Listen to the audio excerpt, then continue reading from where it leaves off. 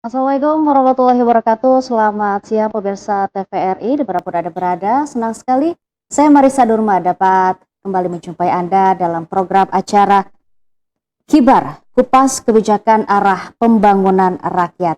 Dan pada Kibar kesempatan kali ini kita akan membahas sebuah tema yaitu terkait membangun nasionalisme, refleksi kepemimpinan Tri Sutrisno. Dan tentunya saya tidak sendiri pada hari ini, sudah hadir di studio TVRI Jawa Barat yaitu Bapak Dr. Tony Agung Arifianto SEMBK selaku Sekretaris Utama Badan Pembinaan Ideologi Pancasila. Selamat siang Pak Selamat Tony. selamat siang. Bagaimana kabarnya hari ini? Alhamdulillah sehat. Alhamdulillah baik. Dan selanjutnya sudah hadir juga bersama saya ada Bapak Eroni Sulmaya Panji Kusuma selaku Kabid Ideologi dan Wawasan Kebangsaan Kesbang Pol Jabar. Selamat siang Pak Roni. Bagaimana kabarnya hari ini Pak? Alhamdulillah sehat. Alhamdulillah. Baik, dan nanti juga akan hadir bersama kami melalui Zoom yaitu Yus Fitriadi selaku pengamat politik dan kebangsaan. Dan saudara, sebelum kita akan membahas lebih lanjut terkait tema kita yaitu membangun nasionalisme, refleksi kepemimpinan Tri Sutrisno, dan saudara mengenang kepergian Wakil Presiden ke-6 Republik Indonesia Tri Sutrisno, jejak pengabdian dan keteladanan beliau masih terasa kuat di dalam ingatan masyarakat.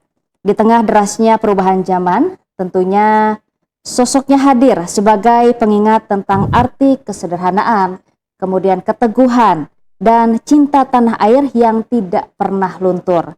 Ia bukan hanya seorang pemimpin, tapi juga teladan yang mengajarkan kita semua bahwa nasionalisme tumbuh dan tindakan nyata dari pengabdian tanpa pamrih dan kesetiaan menjaga persatuan Indonesia. Melalui dialog kali ini, kita akan mengajak pemirsa untuk kembali mengenang, kemudian merefleksikan sekaligus meneruskan nilai-nilai luhur yang telah beliau wariskan. Sebuah perjalanan singkat namun penuh makna. Dan saudara, mari kita simak sebuah tayangan untuk mengenang jejak perjuangan tokoh Wakil Presiden ke-6 Republik Indonesia, Bapak Tri Sutrisno.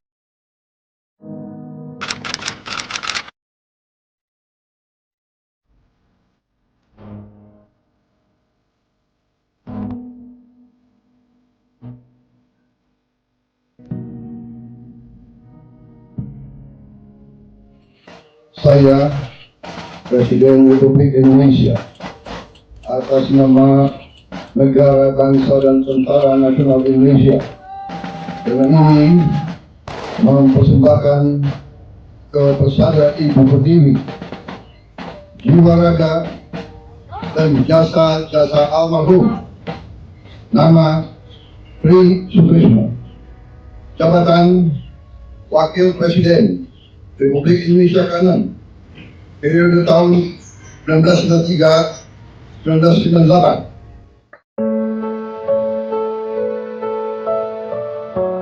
Pagi hari 2 Maret 2026, Indonesia kehilangan salah satu putra terbaiknya. Wakil Presiden ke-6 Republik Indonesia, Tri Sutrisno, wafat pada usia 90 tahun di RSPAD Gatot Subroto, Jakarta.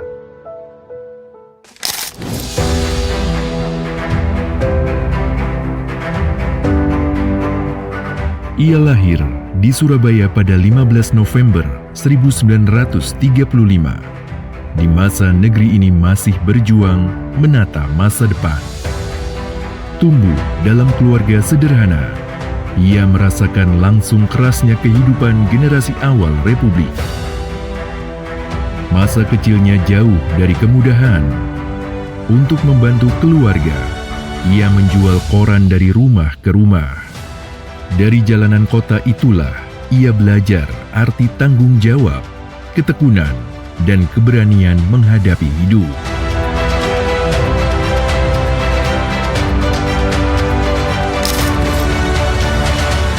Semangat pengabdian membawanya memilih jalan militer. Ia bergabung dengan Tentara Nasional Indonesia dan memulai karir dari bawah. Tidak ada jalan instan. Setiap pangkat diraih melalui kerja keras, kedisiplinan, dan dedikasi di lapangan tugas. Di mata prajurit, ia dikenal sebagai komandan yang tegas, namun dekat dengan anggota. Di mata negara, ia adalah perwira yang dapat dipercaya.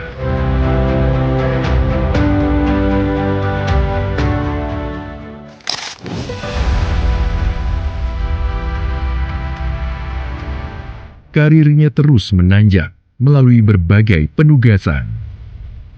Pengalaman panjang di lapangan membentuk kepemimpinannya yang tenang, terukur, dan berorientasi pada kepentingan bangsa.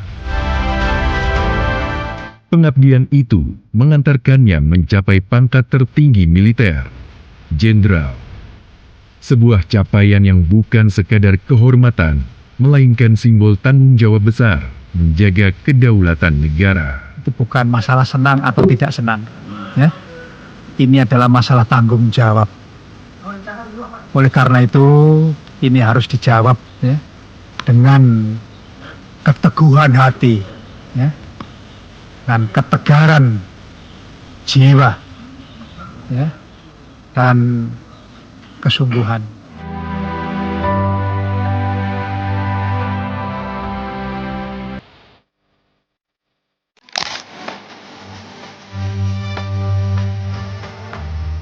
Setelah menuntaskan tugas di dunia militer, negara kembali memanggilnya. Pada tahun 1993, ia dipercaya menjabat Wakil Presiden Republik Indonesia. Dari barak prajurit hingga istana negara, perjalanan hidupnya menjadi bukti bahwa pengabdian tulus dapat membawa seseorang melampaui batas latar belakang. Sebagai wakil presiden, ia dikenal sebagai sosok yang tenang, sederhana, dan berpegang teguh pada prinsip.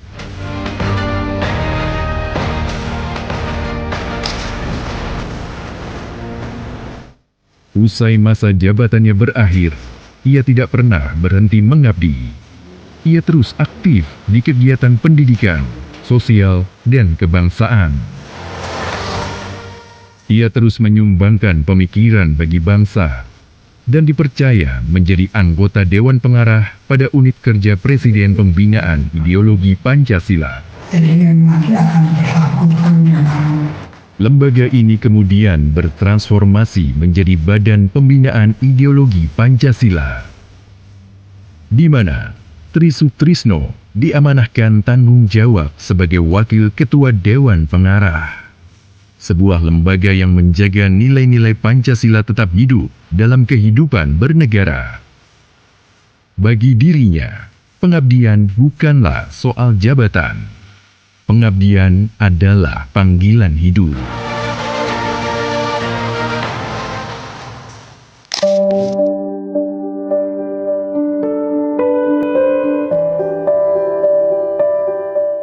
Maret 2026, ia berpulang di RSPAD Gatot Subroto. Namun jejak pengabdiannya akan tetap hidup dalam sejarah bangsa. Kisah hidup Tri Sutrisno mengajarkan bahwa kehormatan sejati bukanlah pangkat atau jabatan, melainkan kesetiaan pada negara, rakyat, dan nilai luhur bangsa.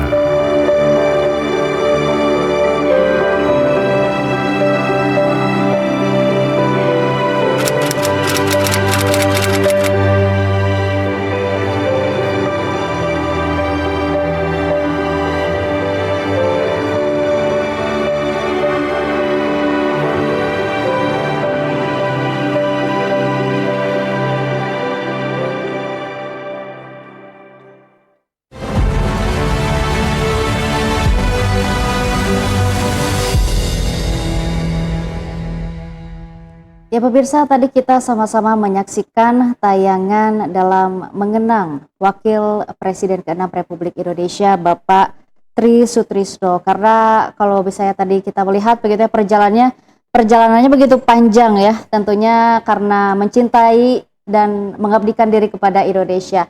Dan saudara, sebelum kita melanjutkan perbincangan kita, memulai perbincangan kita pada tema kali ini, saya akan menyapa terlebih dahulu yaitu Bapak Yus Fitriadi selaku pengamat politik dan kebangsaan yang sudah bergabung bersama kami melalui Zoom. Selamat siang Bang Yus. Assalamualaikum warahmatullahi wabarakatuh, Wilujeng Santan. Ya, bagaimana kabarnya hari ini Bang Yus? Alhamdulillah, Pangestu.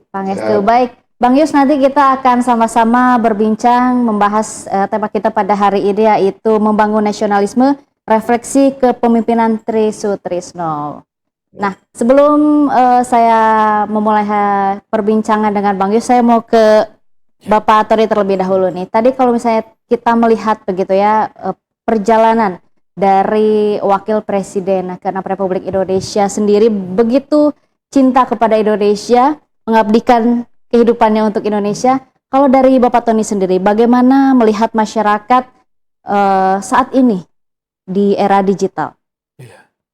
Jadi kalau bicara tentang bagaimana nasionalisme yang tumbuh sekarang di era digital, itu memang penuh tantangan tentunya ya. Karena pasti membicarakan nasionalisme di era digital sangat relevan dan sangat kompleks sekali. Ya, di tengah cepatnya arus informasi yang menggulir secara global di seluruh dunia, tentunya membawa satu tantangan yang cukup signifikan terkait dengan bagaimana ideologi terus diterapkan, nasionalisme terus dibangun. Sehingga ini menjadi satu kondisi yang memang rentan ya. Di tengah kondisi globalisasi ini tentunya potensi kerentanan terhadap nasionalisme semakin jelas di bumi Indonesia.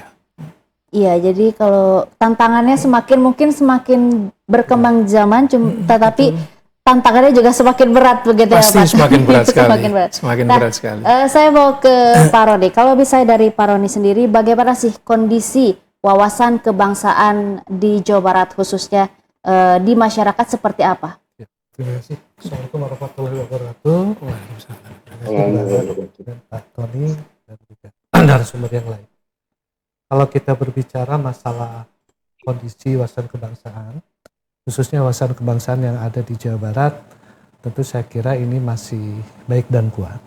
Ini terbukti dengan bagaimana masyarakat di Jawa Barat itu terhadap kegiatan-kegiatan sosial, budaya itu masih kuat, termasuk di dalam penghormatan simbol-simbol negara. Jadi alhamdulillah di Provinsi Jawa Barat ini belum ada kasus yang memang misalnya tidak menghormati simbol negara dan lain sebagainya. Jadi menurut pendapat saya pribadi bahwa wawasan kebangsaan ini memang di Jawa Barat khususnya itu masih cukup kuat dan baik. Meskipun tadi seperti yang Pak Tony katakan, tantangan ke depan ini sebetulnya tantangan era digitalisasi ya. Terutama tantangan era digitalisasi ini yang menyisir terhadap kaula muda. Ya. Terhadap kaula muda ini tentu merupakan tantangan tersendiri karena saya yakin di zaman digitalisasi ini hampir 90% lebih masyarakat terutama kaula muda kan mempunyai gadget. Minimal laptop ya, handphone dan itu yang memang harus kita sama-sama bagaimana kita meminimalisir lah terhadap penurunan wawasan kebangsaan dan lain sebagainya. Mungkin itu.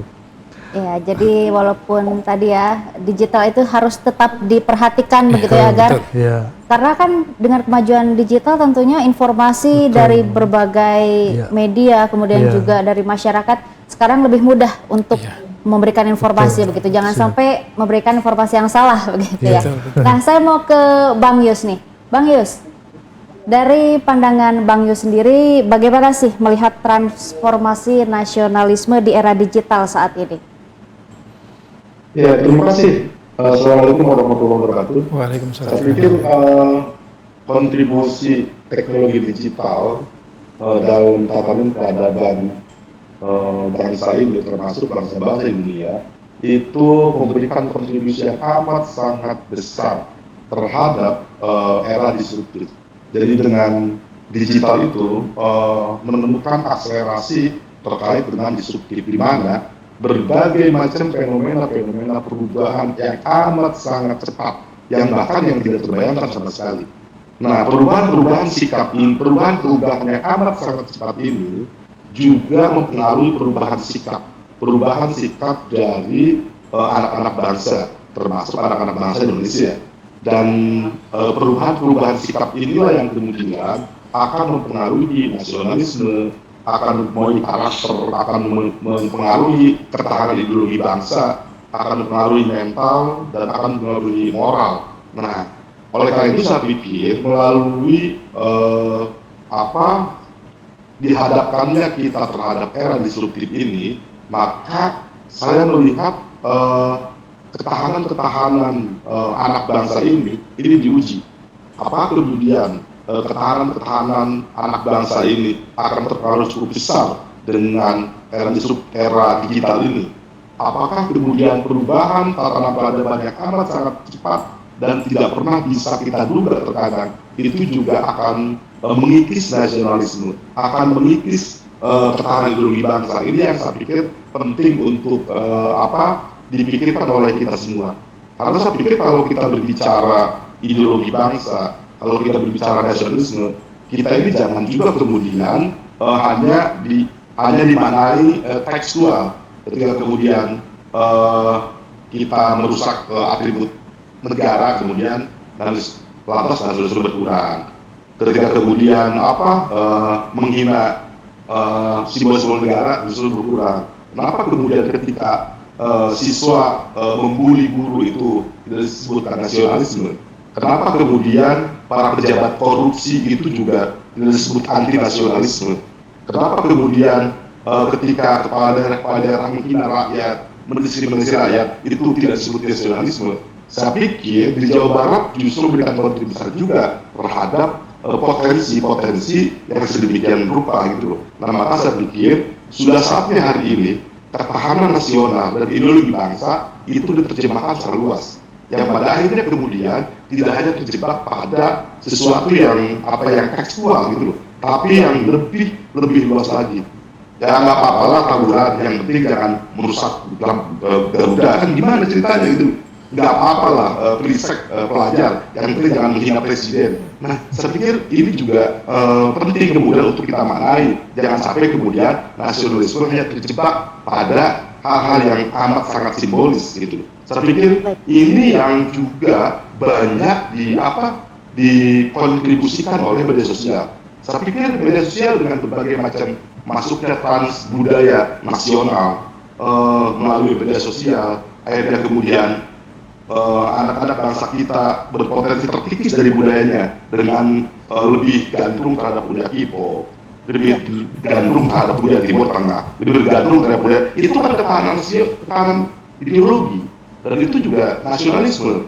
Saya pikir ini yang kemudian mari kita pakai luas, jangan sampai kemudian yang di Jawa Barat itu nggak ada, karena nggak ada yang menghina presiden, nggak ada yang merusak bendera, nggak ada yang merusak. Tapi saya pikir hal yang saya sampaikan tadi, saya pikir cukup banyak contoh-contohnya, termasuk di Jawa Barat, tentu di daerah juga yang lain juga. Saya pikir banyak bahkan mentalitas dan seterusnya. Terima kasih. Ya. Baik Bang Yos, terima kasih. Nah tadi menarik sekali deh, Bang Yos nih mengatakan bahwa bukan hanya nasionalisme ini bukan merusak simbol atau misal merusak ornamen dari Pancasila sendiri, dan ini tuh memang dibutuhkan kita pelajari sejak usia dini begitu ya. Betul. Tadi disebutkan karena usia dini tadi kalau Pak Roni sebut saat ini gadget semua hampir punya begitu ya. Dari Pak Tony sendiri nih, tantangan terberat mungkin yang saat ini dihadapi khususnya mungkin di era digital seperti ini, tantangan apa yang terberat dihadapi untuk menanamkan nilai-nilai Pancasila di masyarakat, mungkin khususnya kepada masyarakat yang masih usia dini? Iya. Baik, jadi Gen Z itu kan memang berbeda ya. Jadi Gen Z itu tumbuh dewasa di era internet, di era kecepatan informasi yang sangat-sangat luar biasa. Sehingga memang ini berdampak besar terhadap bagaimana perilaku anak Gen Z ini, bagaimana mensikapi juga terkait dengan nasionalisme kebangsaan itu. Oleh sebab itu, memang tantangan yang terbesar di kondisi yang sekarang ini, dengan arus informasi yang begitu cepat, memang sulit kita bendung. Sangat-sangat sulit kita bendung. Pembatasan terhadap informasi, terhadap media sosial pun juga sangat-sangat sulit untuk bisa kita kendalikan. Oleh sebab itu, hal yang paling mendasar tentunya yang menjadi tantangan bagi kita setelah diuraikan banyak juga tadi oleh Mas Yus ya, bagaimana peran informasi digital itu terkait dengan media sosial, internet yang kemudian berdampak juga kepada bagaimana perubahan perilaku Gen Z yang sekarang.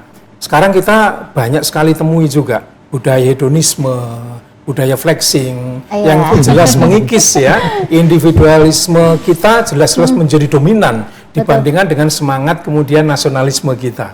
Belum lagi ditambah dengan bagaimana serangan-serangan cyber ya terkait dengan radikalisme, kemudian ekstremisme yang itu tentunya berpotensi untuk keamanan nasional, kemudian kedaulatan negara juga sangat rentan. Karena seperti banyak kita ketahui juga bahwa terjadinya kasus-kasus yang sering kita lihat di media sosial maupun di media mainstream, terjadi pengeboman yang misalnya di SMP di Jakarta, itu hanya karena pengaruh dari media sosial. Itu sangat-sangat luar biasa pengaruhnya. Sehingga oleh sebab itu memang tantangan yang terbesar, yang paling utama adalah bagaimana peningkatan literasi digital itu betul-betul ditingkatkan. Jadi pemaknaan literasi digital jangan disalahartikan hanya sekedar kemudian memanfaatkan teknologi untuk mengunduh satu informasi. No, tidak seperti itu. Literasi digital yang harus kita kembangkan tentunya harus berbasis kepada 4 pilar yang utama. Dan ini kerjasama antara BPIP dengan Komdiji sudah berjalan. Jadi ada paling tidak 4 komponen dasar, 4 pilar yang utama terkait dengan literasi digital. Yang pertama adalah terkait dengan yang disebut dengan digital etik. Ya. Kemudian disebut juga dengan adanya digital skill. Kemudian ada digital safety. Dan yang terakhir ada digital culture, budaya. Ya. Saya hanya mengupas sedikit saja, misalnya terkait dengan digital skill. Itu terkait dengan bagaimana kita itu mengelola dan memanfaatkan informasi TIK secara efisien tentunya. Yang kedua, terkait dengan digital etik. Bagaimana berdigital, bermedia sosial itu juga harus berpedoman pada etika. Tata krama, kesantunan, itu menjadi hal yang paling utama di dalam media sosial. Di ruang-ruang interaksi itu harus berlandaskan kepada tata krama, privasi, pribadi juga harus dijaga. Yang ketiga terkait dengan safety digital, keamanan ya, terkait dengan data pribadi itu menjadi satu hal yang paling krusial. Jangan sampai kemudian serangan cyber yang kemudian memanfaatkan data-data pribadi kita, itu menjadi berbahaya. Yang paling utama ini, yang kaitannya dengan Pancasila, yang kita sebut dengan apa? Digital culture, budaya. Bagaimana bermedia sosial itu tentunya harus ditanamkan nilai-nilai Pancasila, Bhinneka Tunggal Ika, keberagaman. Sehingga betul-betul kita menjadi seorang netizen yang bijak juga dalam bermedia sosial. Itu yang utama sebenarnya. Iya, jadi dari BPIP sendiri sudah bekerja sama begitu ya dengan Komdiji karena memang tidak bisa terlepas begitu dengan kemajuan digital yang begitu pesat ya. Jadi untuk memanfaatkan media digital sendiri tentunya harus berkolaborasi, memberikan informasi-informasi yang tadi 4 pilar yang sudah disebutkan oleh Pak Tori. Saya mau ke Pak Rodi. Dari Pak Rodi sendiri sebetulnya dari peran Kesbangpol sendiri untuk mengimplementasikan nilai-nilai Pancasila khususnya di Jawa Barat, apakah ada program-program ataupun sosialisasi yang dilakukan khususnya mungkin tadi di Gen Z ya kalau misalnya kita mau melihat lebih dalam begitu. Baik, terima kasih Mbak ya. Jadi memang peran Kesbangpol di sini sebetulnya mempunyai peran yang sangat strategis. Strategis sekali, Pak. Tapi juga kita punya fungsi edukatif juga. Alhamdulillah di Kesbangpol sendiri untuk tadilah salah satunya menanggulangi Gen Z ini ya. Kita ada beberapa program Pak. Yang pertama adalah sosialisasi wawasan kebangsaan. Kita itu sudah laksanakan Pak dari tahun ke tahun. Alhamdulillah. Kemudian yang terbaru itu di tahun 2025 kita ada yang namanya program Ngabela Negara. Di mana program Ngabela Negara ini adalah salah satu program yang memang yang menjadi sasarannya itu adalah anak-anak SMA dan sederajat. Karena sebagaimana kita ketahui ya, Pak Tony dan Bang Yus juga tadi mengemukakan tantangan terberat kita ini kan di generasi Z ya, generasi milenial, di mana dengan era digitalisasinya, sehingga program Ngabela Negara ini kita sasar untuk para generasi muda, anak SMA dan sederajat. Di tahun 2025 itu program Ngabela Negara kita adakan sebanyak 12 angkatan di wilayah Kabupaten Bandung dan Kota Bandung, dan alhamdulillah berkat dukungan dari semua pihak terutama DPRD Provinsi Jawa Barat juga kita mempunyai program bela negara di tahun ini Mbak. Itu angkatannya lebih banyak lagi. Jadi kita menyasar lebih banyak lagi kalangan generasi muda. Sebanyak 40 angkatan kita baru dilaksanakan kemarin mulai pada tanggal 7, 8, 9. Kemudian berikutnya tiap minggu satu angkatan itu kurang lebih 300 anak peserta yang mendapatkan program bela negara. Di mana program bela negara ini kita mendatangkan para narasumber yang expert di bidangnya yang memang khusus dalam rangka penguatan, apa itu penguatan ideologi Pancasila, apa itu penguatan wawasan kebangsaan, termasuk apa sih itu bela negara. Karena mungkin ada beberapa yang selalu mengatakan bahwa bela negara itu identik dengan perang. Sebenarnya tidak ya Pak. Bela negara itu banyak, sangat luas sekali artinya ya. Luas itu. Kalau anak-anak mereka belajar dengan tekun itu salah satu bentuk bela negara. Mencintai produk dalam Mencintai negeri, produk dalam negara, dalam negeri itu sama dengan bela negara. Betul. Jadi tidak hanya mengangkat senjata ataupun menjadi tugas daripada TNI atau Polri. Akan tetapi bela negara ini tugas dari semua.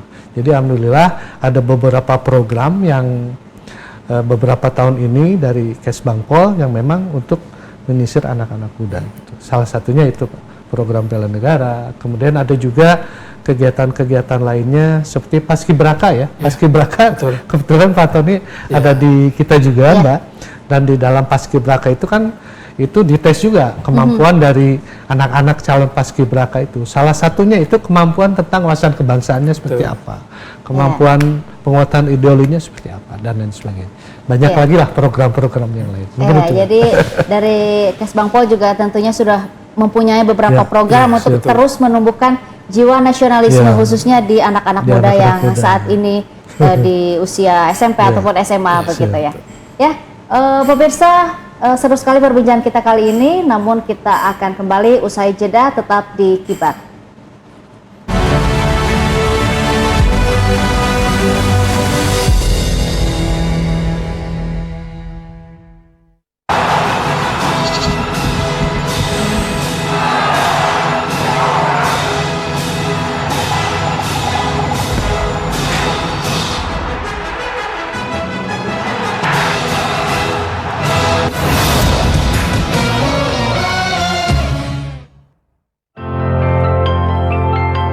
Beragam persoalan masyarakat terjadi di sekitar kita.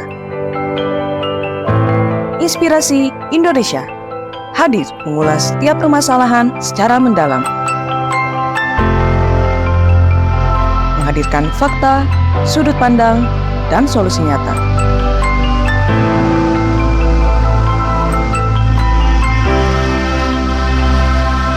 Program informatif yang membuka wawasan dan memberi inspirasi.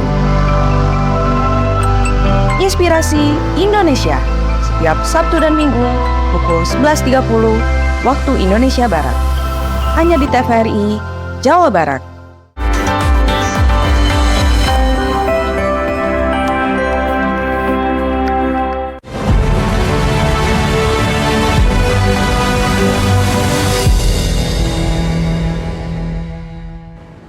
Terima kasih pemirsa, Anda masih bersama kami dalam acara Kibar yang membahas tema terkait membangun nasionalisme, refleksi kepemimpinan Tri Sutrisno.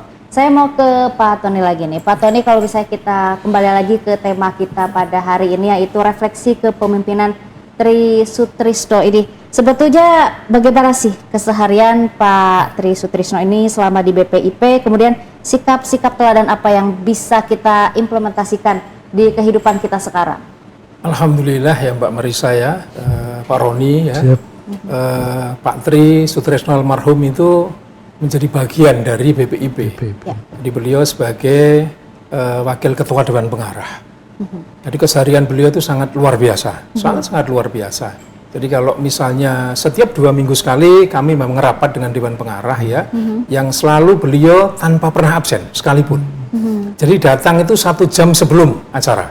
Jadi itu menggambarkan satu kondisi kedisiplinan beliau yang luar biasa. Penuh integritas, kemudian kebersahajaan beliau, kesederhanaan beliau itu luar biasa. Jadi memang beliau sangat-sangat luar biasa sebagai seorang patriot sejati, sebagai seorang negarawan sejati yang pernah berkontribusi pada BPIP. Ini sangat-sangat luar biasa. Jadi kami sebagai anak muda ini terus terang sangat-sangat beruntung menjadi bagian dari bagaimana integritas beliau dicurahkan, dikontribusikan pada Badan Pembina Ideologi Pancasila. Banyak hal lain ya yang tidak bisa mungkin saya sebutkan satu persatu ya untuk mengenang sosok dan jasa-jasa beliau. Di usia 90 tahun beliau masih cukup luar biasa, ingatan tidak pernah berkurang sama sekali untuk memberikan masukan-masukan bagi kemajuan BPIP dan negara secara menyeluruh. Itu luar biasa beliau.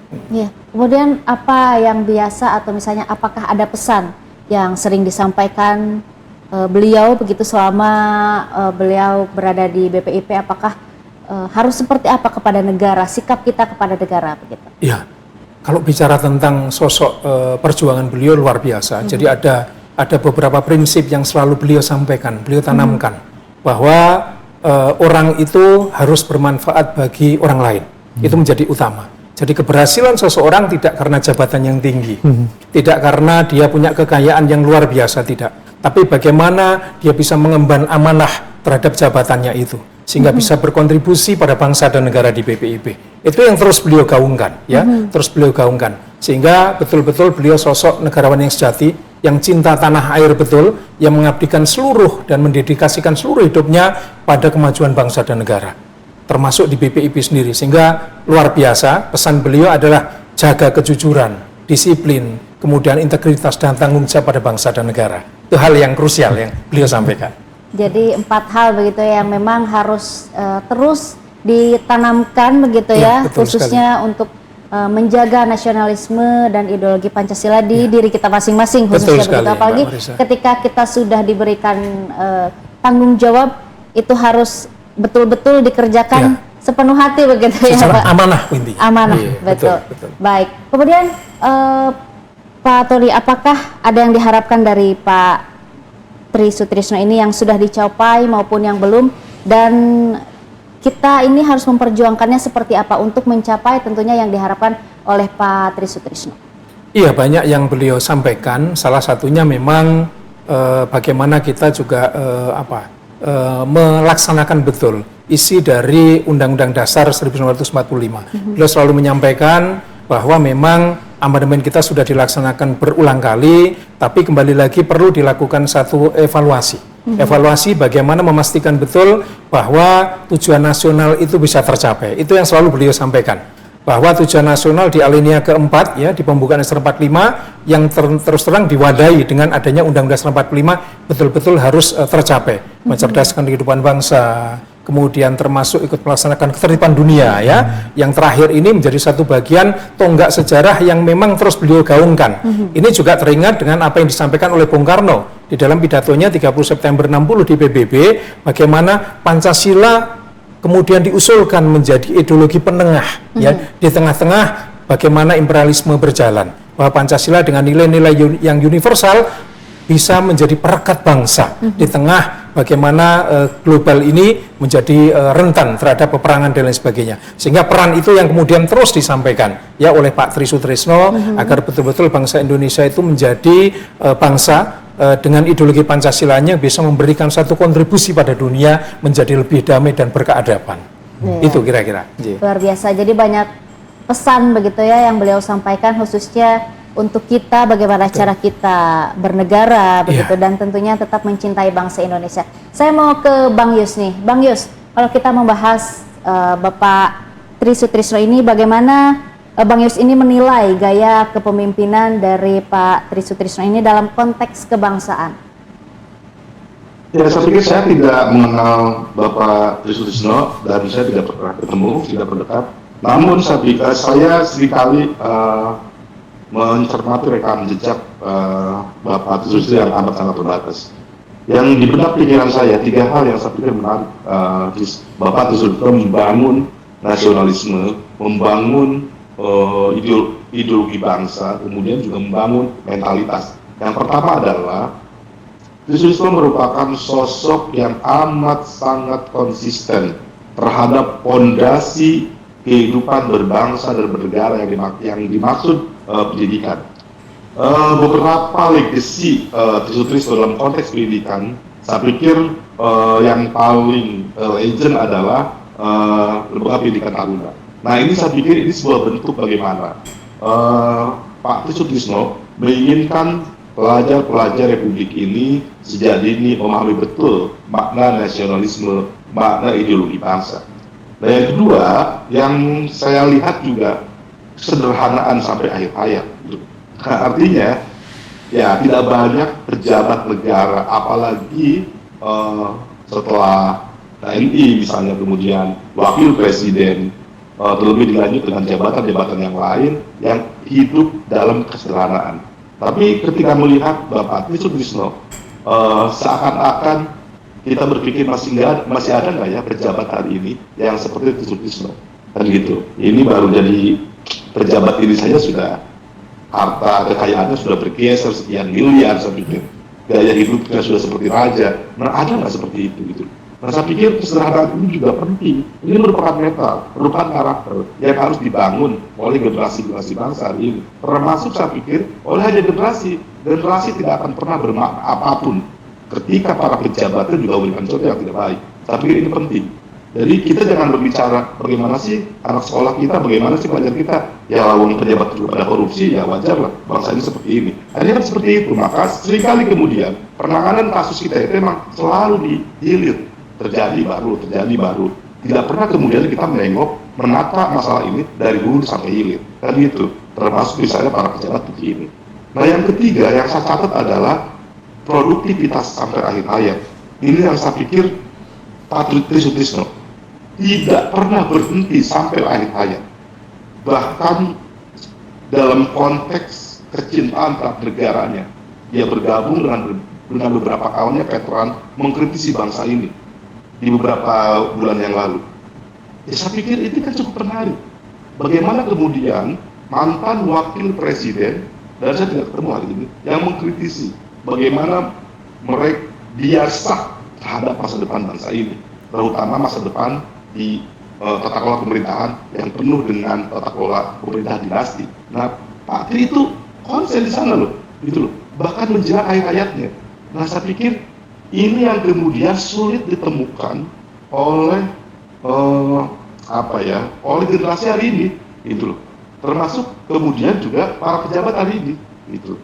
Nah, saya pikir ini penting, terlebih di zaman era digital ini. Berbagai macam hal, sekecil apapun yang menyangkut para pejabat tinggi, yang menyangkut para aparatur negara, itu akan cepat diketahui publik. Dan gitu kira-kira kan. Nah, saya pikir sudah di era digital, informasi publik terbuka, tapi masih saja kemudian kesederhanaan, konsistensi dan komitmen terhadap ideologi bangsa itu juga masih tidak ditampilkan oleh oleh anak-anak bangsa kita ini. Saya pikir penting pada kesempatan ini, ayolah kita kemudian bagaimana menata anak bangsa ke depan itu tidak hanya dihilir, tapi juga mari dulu. Konsep BPIB tadi saya pikir cukup menarik dengan 4 pilarnya itu. Tapi apakah kemudian itu sudah terimplementasi di semua lembaga pendidikan?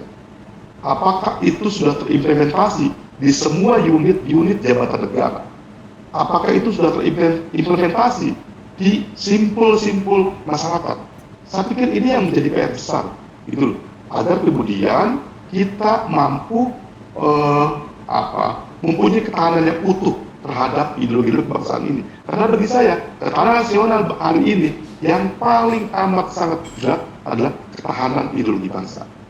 Nah, yang selanjutnya dalam konteks prototipe Trisutrisno, jika kemudian digambarkan hal ini, betapa kemudian Trisutrisno itu menggambarkan komitmen konsisten terhadap kebangsaan ini.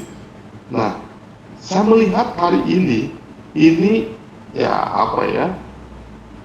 program-program pemerintah misalnya, kan kita sering mengalunkan lagu, bangunlah jiwanya, bangunlah raganya.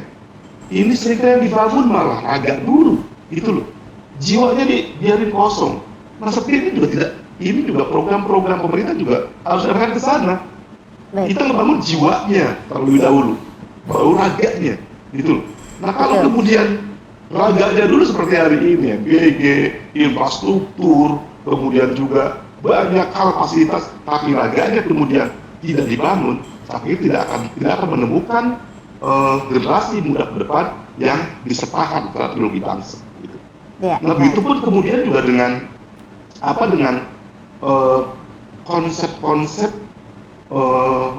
ideologi kebangsaan, konsep-konsep ketahanan nasional, konsep-konsep nasionalisme.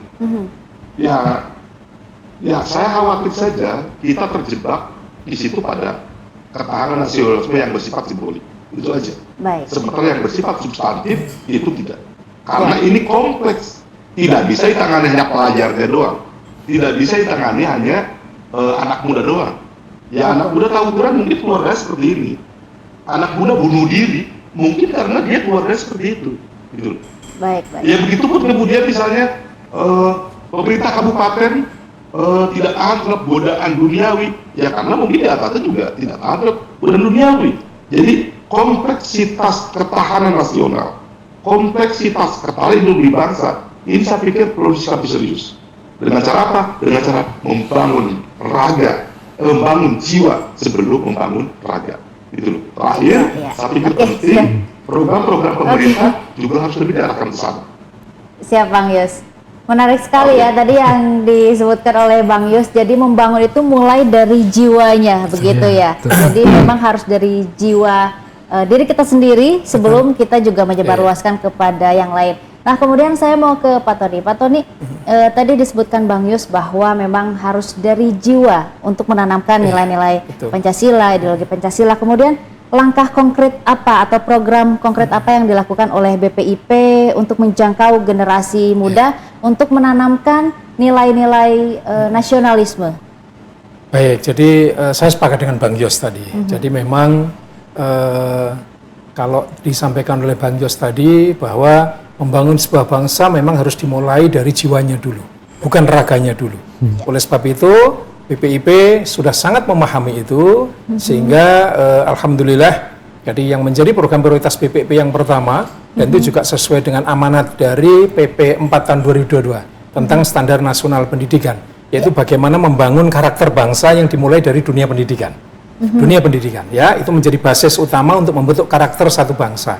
Oleh sebab itu, sejak tahun 2021 BPIP sudah bekerja sama, yaitu dengan dulu namanya adalah Kemendikbudristek ya, sudah membangun dengan menghasilkan yang namanya buku teks utama pendidikan Pancasila. Ya, buku teks utama pendidikan Pancasila mulai dari PAUD sampai dengan perguruan tinggi. Ya, yang itu jelas sangat-sangat berbeda dari konsep pendidikan Pancasila yang dulu mayoritas dilakukan, yang mohon maaf dengan cara-cara yang indoktrinasi. Sekarang sangat-sangat jauh berbeda, di mana komposisi pendidikan Pancasila itu 30% hanya kognitif saja, Bang Yos, 30% hanya kognitif.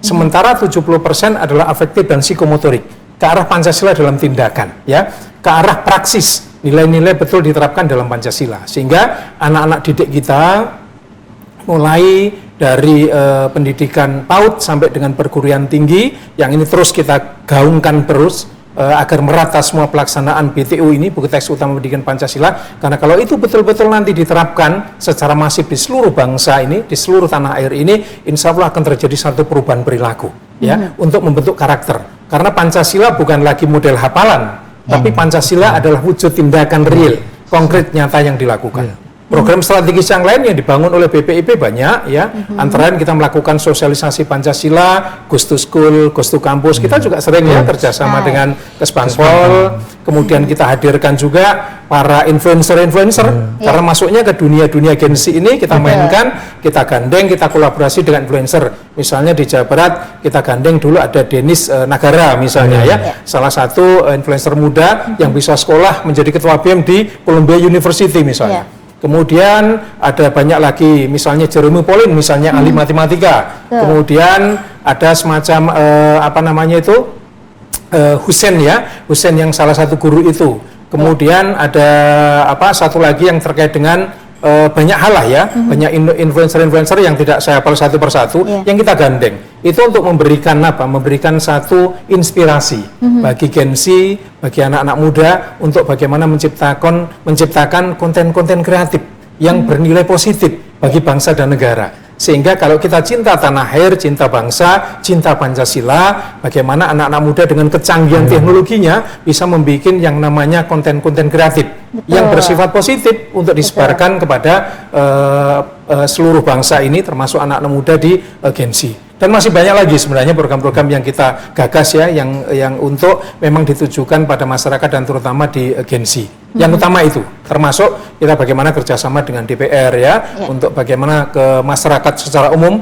Jadi kita punya rutin, punya kegiatan sampai ke pulau terdepan, terluar ya, tertinggal. Kita sampaikan bagaimana sosialisasi Pancasila kepada mereka-mereka. Ya, sehingga dipastikan betul, kita berharap betul bahwa membangun karakter, bangunlah jiwanya, baru bangunlah raganya, itu insya Allah akan tercapai di seluruh lini. Tentunya kita butuh kolaborasi dan kerjasama dari seluruh komponen bangsa yang ada. Masyarakat, pemerintah, dunia usaha, jurnalis, dan sebagainya, itu kita gandeng semuanya. Gitu Mbak Marisa. Iya betul, jadi jangan hanya pemerintahnya saja, tetapi seluruh elemen tentunya kalau untuk mau membangun bangsa ini juga harus terus bekerja sama. Punya tanggung jawab yang sama. Iya, punya tanggung jawab yang sama, begitu ya. Tidak ada perbedaan. Betul sekali. Baik, saya mau ke Pak Roni. Kalau bisa dari Pak Roni sendiri, bagaimana sih pandangan Pak Roni itu yang diperlukan sinergi antara pemerintah, kemudian masyarakat dan media dalam menjaga keutuhan bangsa? Tentunya yang pertama kita selalu bekerja sama ya, dan kolaborasi, bahkan antara media, kemudian pemerintah, dunia usaha, pendidikan. Jadi harus semua lini dalam rangka peningkatan wawasan kebangsaan khususnya bagi generasi muda ini. Banyak sekali kegiatan-kegiatan yang sudah kita kerjasamakan dengan BPIP juga ya. Dan di Jawa Barat khususnya Pak Tony, Pak Gubernur kita Pak KDM itu punya program yang sangat bagus sebetulnya, yaitu yang namanya program Gapura Pancawaluya. Itu lebih dikenal dengan barak militer. Itu kan di awal-awal kan barak militer itu terkesan viral, terkesan apa ya, menakutkan, otoriter. Akan tetapi banyak sekali manfaat khususnya bagi anak-anak yang memang misalnya kenakalan-kenakalan remaja seperti bullying, ya, geng motor dan lain sebagainya. Bahkan dengan Pancawaluya ini ada beberapa anak yang memang tidak mau dikembalikan, Pak. Karena memang mereka dari latar belakang keluarga yang berbeda-beda. Ada yang misalnya orang tuanya berantem terus, sehingga kalau mereka dikembalikan nggak mau, saya lebih betah di barak militer, sampai segitunya. Dan kebetulan Pak Gubernur kita ini sangat mensupport. Jadi awalnya kan sangat serem ya masuk barak militer, akan tetapi kita menyesuaikan, meskipun itu kerjasamanya dengan TNI, Pak. Akan tetapi itu bisa disesuaikan, tidak seserem apa yang dibayangkan ternyata barak militer. Dan tapi di dalam program itu juga kita memfasilitasi juga para psikolog. Jadi ada psikolognya karena memang mereka dari latar belakang yang berbeda ya. Kemudian penanganannya juga harus berbeda. Dan kemudian ada satu sistem yang memang tidak hanya pendidikan itu hanya satu kali saja, akan tetapi mereka dipantau. Mereka dipantau setelah program itu berjalan, seperti apa sih output yang dihasilkan. Tapi rata-rata berdampak positif. Kemudian untuk berikutnya juga ada program Pak Gubernur juga, yaitu di tahun sekarang itu di Kesbangpol, Pak, itu ada yang namanya sekolah kebangsaan. Di mana sekolah kebangsaan ini salah satunya yaitu adalah dalam rangka penguatan tadi, penguatan wawasan kebangsaan, bela negara, ideologi Pancasila dan lain sebagainya, yang tetap menyisir kaula muda. Akan tetapi kalau Gapura Pancawaluya itu lebih ke latar belakang kenakalan remaja geng motor, tapi kalau sekolah kebangsaan kita kerjasama dengan Densus 88 yang tadi Pak Tony katakan ya, anak-anak yang di Jakarta itu sekarang sebetulnya itu harus menjadi kekhawatiran kita semua. Karena memang ada satu pola ya untuk para remaja ini, mereka bergabung dalam grup WhatsApp yang awal mulanya dari main game, Pak. Iya. Apa? Jadi nama gamenya itu Pak ya, Hitbox atau apalah. Tapi kan di dalam game itu sangat berbahaya Iya, sekali iya. karena Kekerasan. dalam game itu bisa merakit senjata, Iya. bisa merakit bom dan lain sebagainya. Roblox itu ya. Harus- masalahnya Betul. ya. Harus diwaspadai begitu Betul, ya, walaupun makanya ada Pak kecanggihan. Gubernur Iya. sekarang dititipkan di Kesbangpol punya program yang namanya Sekolah Kebangsaan, yang salah satu pesertanya mungkin nanti itu akan menyisir Iya. terhadap anak-anak yang sebenarnya bukan terpapar teroris ya, tapi lebih ke yang tadi lah, akibat game yang memang berbau kekerasan. Iya. Nanti insya Allah lah akan berjalan di tahun ini. Iya, mudah-mudahan ya program itu berjalan dengan lancar. Amin, amin, amin. Nah, saya mau ke Pak Tony lagi nih. Mungkin Pak Tony, apa pesan dari BPIP khususnya mungkin kepada generasi muda begitu ya untuk menanamkan nilai-nilai nasionalisme di dalam diri? Ya, yang jelas pesan kepada terutama adik-adik kita, anak-anak kita, Gen Z, Gen Iya. Alpha gitu ya, milenial juga. Pesan yang paling utama adalah bijaklah dalam bermedia sosial. Jadilah netizen yang betul-betul cerdas, netizen yang kritis, yang bisa mengevaluasi informasi itu akurat atau tidak. Terverifikasi itu menjadi hal yang paling utama. Jadi jangan sampai kemudian kita mudah menyebarkan konten-konten yang bersifat rasisme, bersifat ujaran kebencian ya, yang itu tanpa kita verifikasi dulu keakurasian dari data atau konten itu. Sehingga bermedia sosial yang bijak, yang menghargai orang lain, jangan sampai kemudian Indonesia masih menjadi netizen yang paling tidak sopan gitu ya. Itu jangan sampai terjadi ya.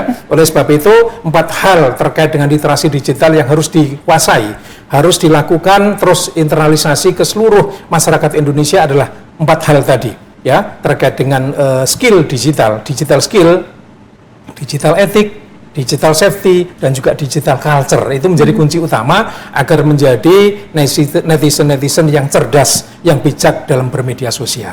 Ya, dan yang satu hal lagi, memang pemerintah berkewajiban untuk memberikan kesempatan, memberikan dukungan pada Gen Z untuk berkontribusi dalam membangun kemajuan bangsa dan juga nasionalisme di Indonesia. Itu saja pesan saya. Terima kasih. Baik, jadi memang harus tadi 4 pilar itu, apalagi karena memang kita tidak bisa terlepas dari kemajuan digital Betul, gitu ya Pak Tony. Jadi tetap harus dimanfaatkan, tapi dengan 4 pesan yang Betul. sudah harus tadi etikanya begitu ya, Ya. culture-nya dan lain-lain. Ya. Kemudian untuk dari Pak Rodi sendiri, pesan apa yang bisa disampaikan kepada masyarakat khususnya generasi muda untuk memperkuat nasionalisme? Yang pertama tentu ya menambahkan dari Pak Tony ya. Jadi karena sekarang era digital ya jangan mudah terpancing hoax ya. Karena di era digitalisasi ini kita seringkali susah membedakan Ya. apakah berita ini asli atau tidak. Betul. Hoax ya. Apalagi dengan adanya AI atau Ya, intelijensi betul, buatan Iya. yang memang kita sendiri susah membedakan ya Pak betul Tony, sekali, betul. apakah berita ini asli atau Asli atau tidak. tidak, Makanya iya. tadi betul, jadi kalau kita melihat berita terutama untuk generasi muda harus pandai memilih dan memilah mana berita yang benar, mana berita yang hoax, jangan sampai terprovokasi karena ya ujung-ujungnya kalau kena provokasi menjadi hancur lah, dan ini kita tidak inginkan. Jadi Baik. itulah. Baik, terima kasih Pak Tony, Pak Roni, dan Baik, juga terima kasih. Bang Yus yang sudah hadir pada kesempatan kali ini. Diskusi kita kali ini begitu seru, namun waktu kita ternyata terbatas. Baik, Mudah-mudahan nanti kita bisa bertemu lagi di lain waktu dan membahas topik yang harus kita bahas khususnya untuk nasionalisme. Dan pemirsa, demikian Kibar pada edisi kali ini. Saya Marisa Nurba mengucapkan terima kasih atas perhatiannya dan selamat sore.